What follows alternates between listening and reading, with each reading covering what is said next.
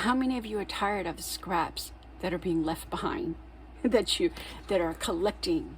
But this was cut from one piece of 12 by 12.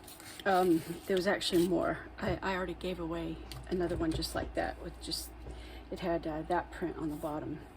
But this was cut from one piece of 12 by 12, and these were the leftover pieces. So I just sort of pieced it together so that I had hardly, like, the itsy bitsyest scraps. Like I might have trimmed off a few little pieces, but I had hardly no scraps left. I decided since there's so little, I will just go ahead and throw that away. Same thing. I guess these could be this way. I did the same thing with this set.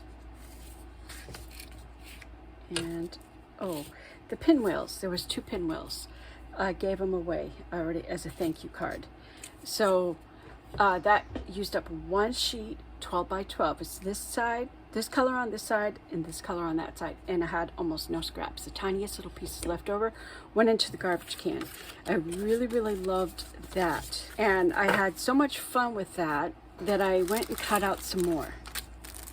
So here's some more sets. So those are ready cut to go, and I'll keep those handy so that when I've got a few moments to kill, I never have a few moments to kill, but a few moments to spare from or in between project, like I might be waiting for paint to dry, or I just don't feel like doing anything physical, and I just want to sit down and make cards, and it's relaxing.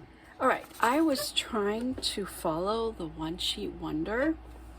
I was watching a video and I tried to copy the pattern, the template, but when we got to doing it on the card base, the demonstrator forgot to tell me that she was no longer using the 12 by 12 sheet, but that she was using the regular 8.5 by 11. And so I made some mistakes in my cutting. Goal of the one sheet wonder, that when you're done, you use up all the paper. I had done a couple of other previous one sheet wonders and they worked out really great, but with this one I kind of messed it up, playing maybe I should have watched the video and took notes, and then I would have figured it out.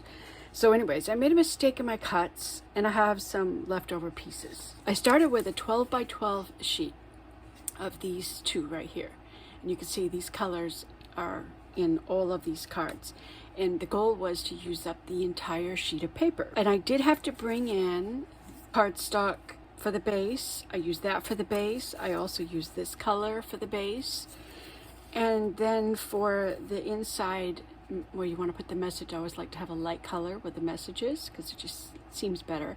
I dislike cards with a message printed on dark paper unless that print is white or silver. So I use that for some of these cutout decorations and for the place where I'm going to put the message on the inside. So I had to pull in these 3 colors to coordinate with my 2 12 by 12 sheets. In following her directions, I made a mistake, but you see how they're all different sizes. I've got all these different sizes because I made a mistake. So I want to show you what I have left. These are the pieces that I have left that I didn't use from that one sheet wonder, and oh yes, and the cardstock that I was using. So I have these leftover pieces. So I'm going to continue to play with these pieces because truly the goal was so that you don't have any scraps left over. How many of you are tired of the scraps that are being left behind that are collecting? I'll show you my scraps. Here are my scrap bins. I just have so many scraps. I really need to focus on doing stuff with these scraps, but they are just collecting all over the place and I don't want to collect anymore. So the one sheet wonder program seemed like a fantastic idea. Except when you make a mistake and you still have scraps. So I'm going to continue to play with these until I could figure out ways to use those scraps up. So I have been collecting templates. Some YouTubers are very nice to make a nice PDF file. It may even show examples of how to make it. And this is from Really Robin Stamps. I think you have to go to her website, or I can't remember if I followed the link from her YouTube channel to her website to get these, but it was a free download. It shows you examples of what the cards look like. It shows you what the pieces are, step 1, step 2, step 3 and 4, step 6, how to cut it, just so you know. And this is a 12 by 12, and all the cuts you make, and you use up every single piece to use up the entire thing. And I thought that was really great. And this one I got another, but this is like a half of a 12 by 12, so it's really a 6 by 12 sheet, how to cut it up. And here's the examples. And this came from Julie Davidson, juliedavidson.com, and she had a free download that you could get. And these others, they came from a video. There was no download template, so I'll probably have to work one up myself and chop up some directions like this, and I will try to make those available for you. And this is a 12 by 6 as well. I did rough examples of what those cards look like, and that's actually these sets that I showed you. This is that card, and this is the leftover pieces, and this is that card, and then there's the pinwheel, which I don't know why I had some extra pieces. It was a bonus card. But that's what that is. And I love that one. But if you haven't explored the One Sheet Wonder, just Google it. You know, there's plenty of videos on YouTube explaining many different demonstrators have different ideas. This is my notebook, my crafting notebook, where I keep my templates, and I will make those templates a little better. This one I still need to figure out.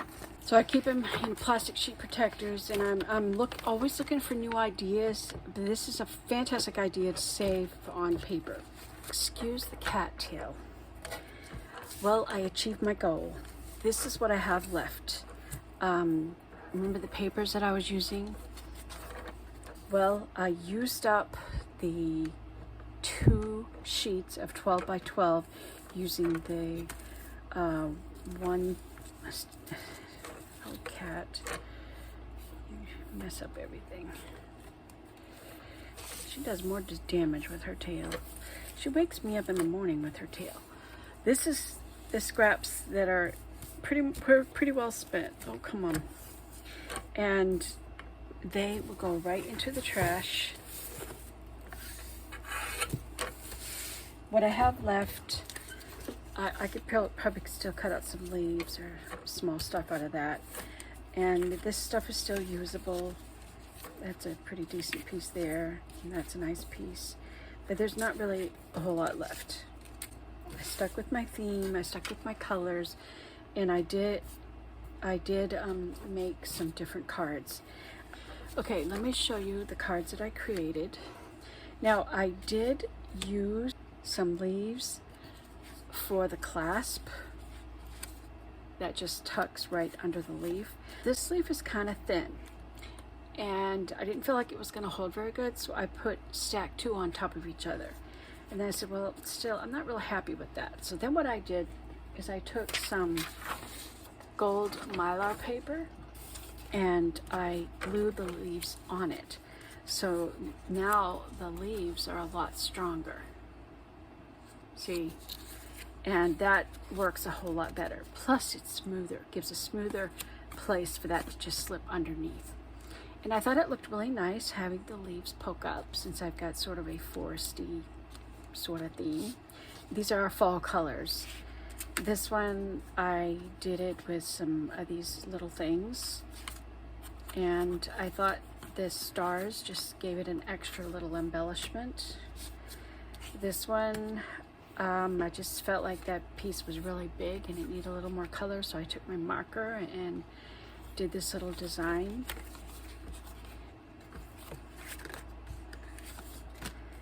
And this one is a little bigger with the big happy birthday message. And I used 2 leaves at the cluster here. Happy birthday, teenage boy.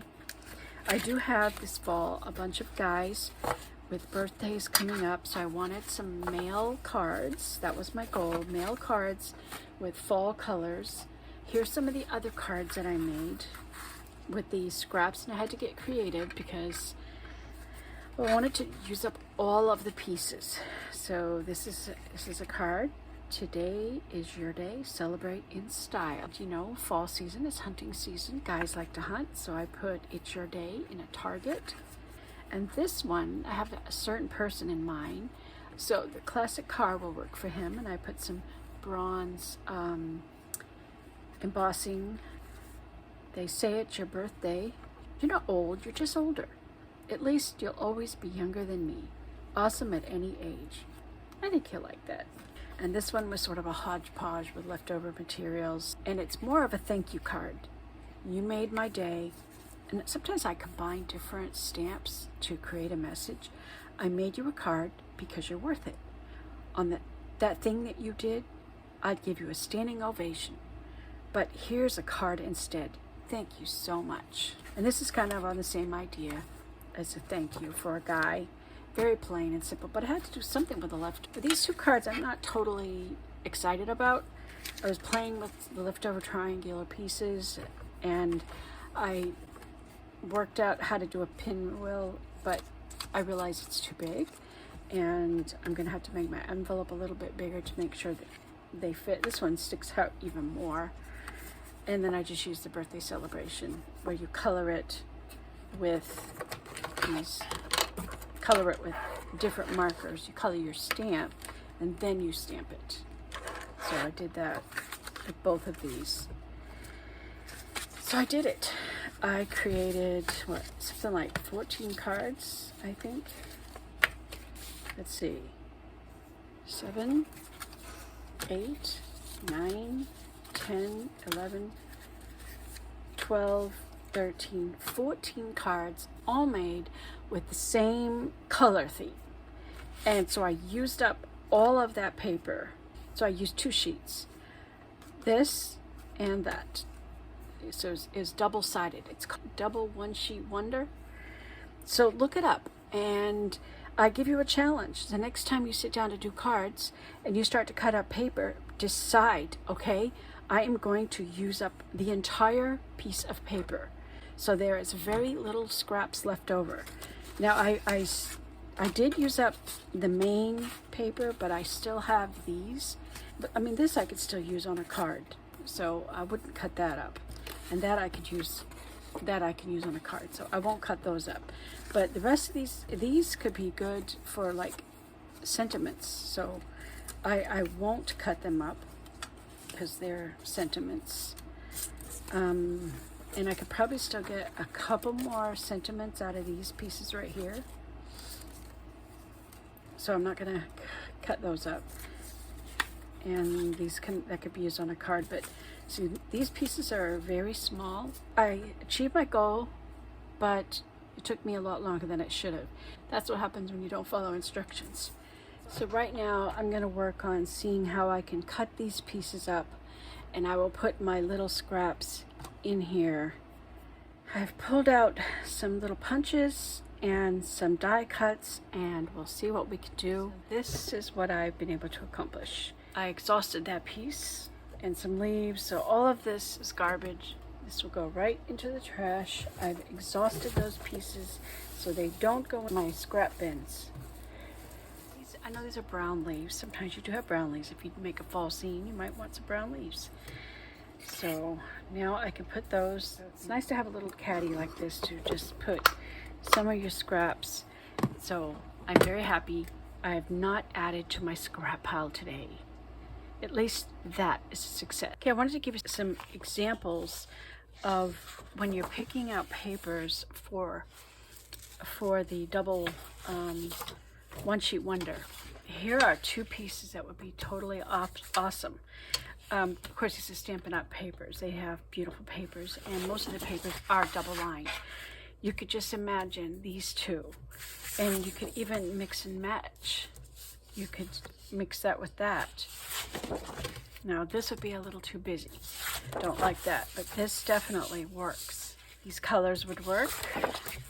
These colors could work. Can you swap that? You could. These would look beautiful together. So you have more options. If you choose 4 colors that can mix and match, you have a lot more options about what you can do. Here's 2 more that would be really awesome together. The reverse side, oh, stripes and stripes. Let's change that up. I think it'd be better to have a busy pattern and stripes.